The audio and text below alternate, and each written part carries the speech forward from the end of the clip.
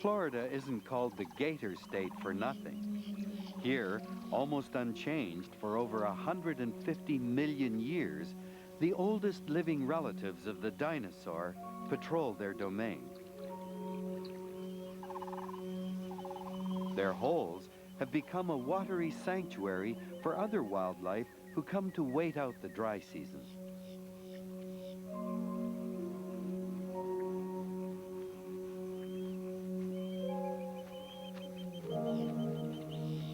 Widely hunted for its skin, the American alligator became endangered until laws protecting it were enacted in the early 1970s. Slowly, the population began to recover. In an effort to ensure the survival of alligators, biologists made a detailed study of their reproductive behavior.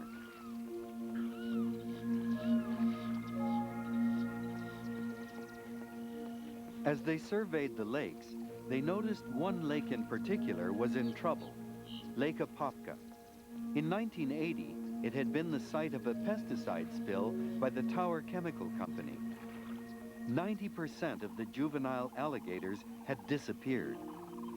Adding to the contamination was the chemical runoff from the farms bordering the lake. Today, tests show the water is cleaner, but the alligators still have odd reproductive problems. Biologist Lou Gillette. One of the wonderful things about Lake Apopka is that we go around the lake and there are osprey flying over and great blue herons, and there's a bird colony, and you can see alligators here and there. And one assumes that this lake is perfectly okay. What you don't recognize, however, is that the populations, that is, the numbers of animals there, the composition of animals have changed dramatically. And that although many of those animals appear to be able to reproduce, the offspring that they're producing are not normal. For a long time, the symptoms they were seeing didn't make sense. The females had abnormal ovaries, and the males abnormal testes and phalluses. Both sexes showed skewed hormone levels, with the testosterone of the males so depressed they were more female than male.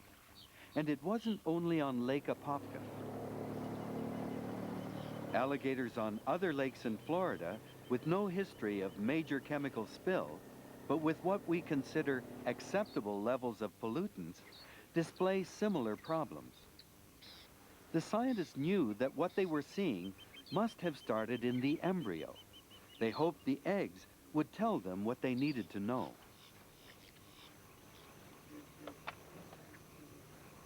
That looks like a good nest. But looks can be deceiving.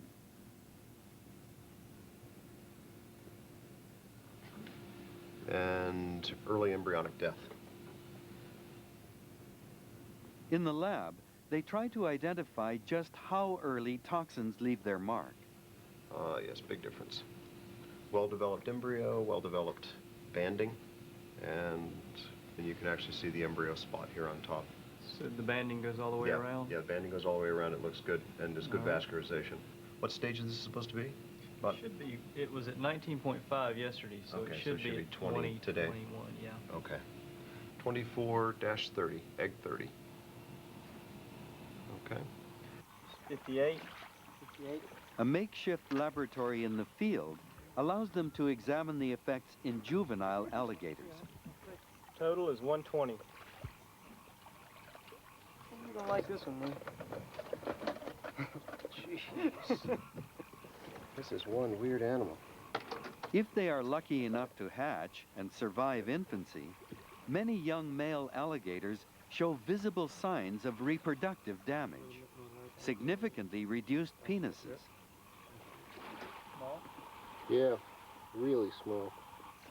Total is 120. There's two sides to the endocrine disruption problem. The first is that they appear relatively subtle. So an embryo can be born, can become a neonate, can grow up, and it looks relatively normal until some later point in its life when we realize it can't reproduce or its immune system is depressed enough that it just gets sick repeatedly. It's also a major concern from the scientific point of view in that it's very difficult for me, one, to study something which is delayed, sometimes even half a generation or a generation, and the other fact of trying to actually explain the relationship between exposure and the effect that we're seeing. The effects they were seeing seemed to be triggered in the endocrine system. As they puzzled over the cause, a colleague of Gillette's pointed out that the symptoms were identical to disorders that had been seen in humans, in the offspring of mothers who had taken the synthetic estrogen DES. The same problem that they were describing in their laboratory studies were identical to what we were seeing in the alligators in Lake Apopka. And then all of a sudden it was one of these things where you just say, oh my God, it's like, you know, what's going on here?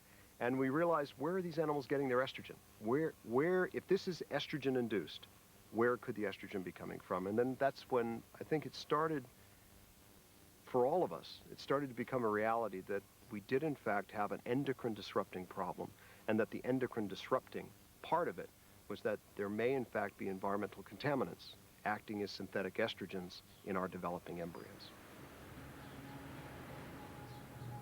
Between 1945 and 1971, a synthetic estrogen called DES was given to millions of women, ostensibly to prevent miscarriages. That's what Shirley Simon was prescribed when she was pregnant with her daughter, Harriet.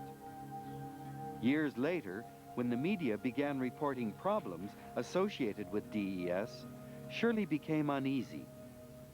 When Time magazine came out in '71, it said any woman who had a threatened miscarriage, took pills during a pregnancy, should check with a doctor to see whether they took DES. That's when the story first broke.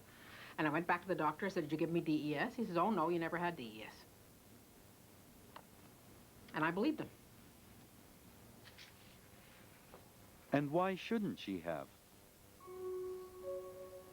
Harriet was growing up a healthy, normal child, excelling in school. It wasn't until she reached adulthood that she was presented with the devastating news.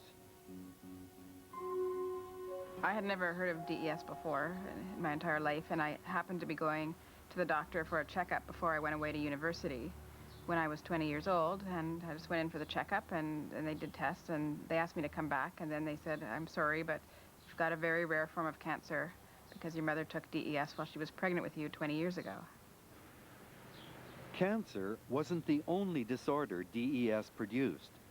Many of the DES daughters had misshapen uteruses and other severe problems of the internal reproductive system. DES taught us how devastating synthetic hormones can be.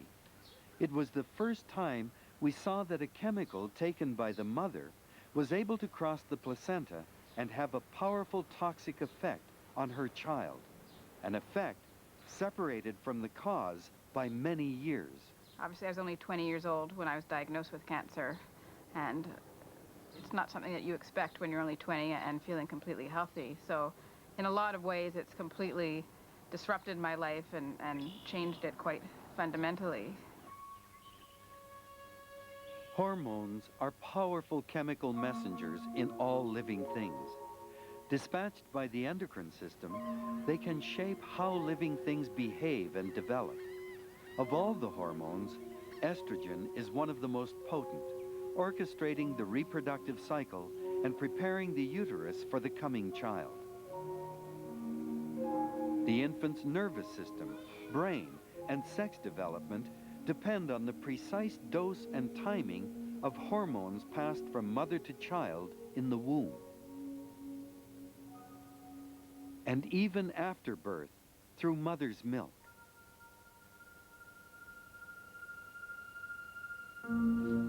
If hormone levels during fetal development are disrupted, our bones and muscles don't grow properly in childhood. The full force of hormone disruption may not be unleashed until puberty, when girls and boys develop their sexual identity. As we discover that environmental toxins can subvert the role of our own hormones, we begin to have intimations of what's at stake.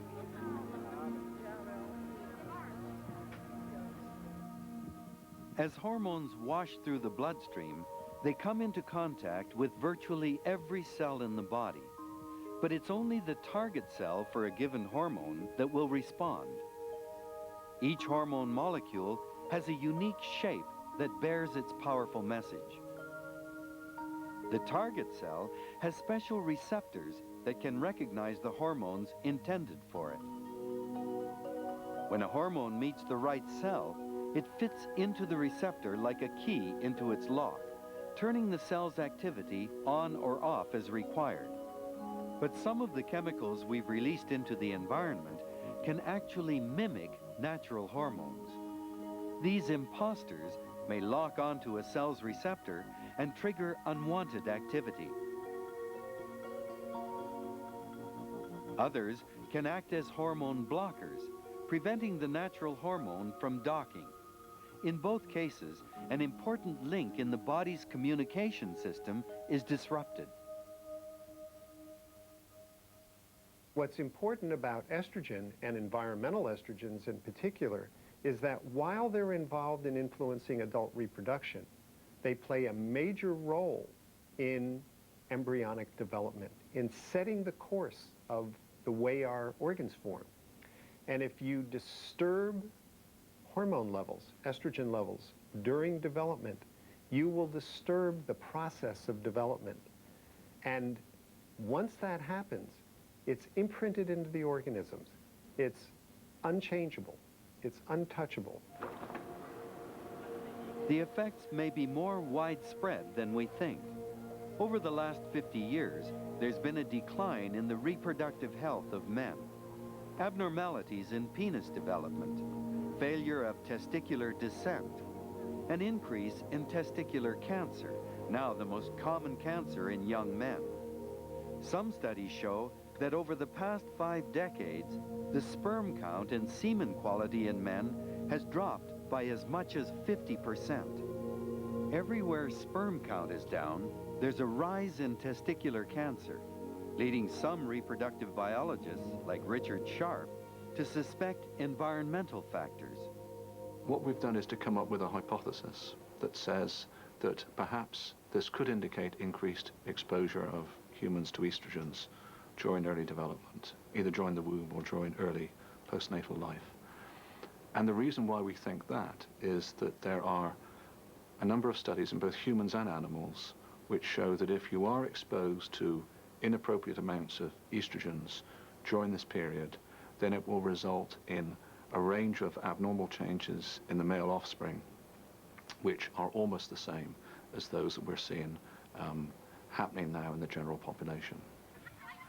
Although many of the disorders don't appear until after puberty, they can be linked together during early development in the womb.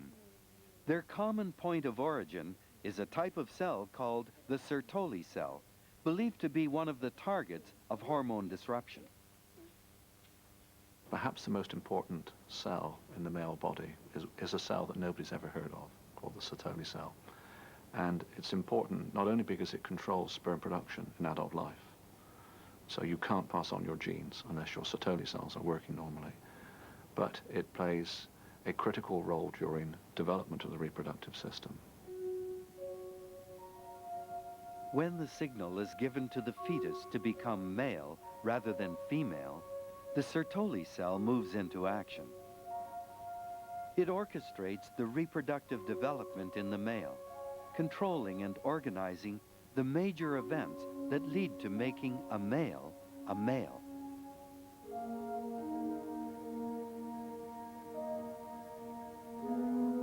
We can link all of the reproductive health problems that appear to be happening can be linked through to the Sertoli cell. So our genes are not the whole story. We may be passing on more than we intended to our children.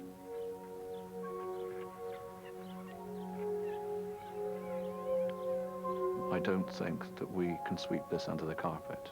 I don't think we can ignore it. And the thing that makes me think that most strongly is the thought of, or the possibility, that you are affecting children today, babies in the womb or young infants. And If the effects were greater today than they've been in the past, we will not know this for 20, 30 years or so.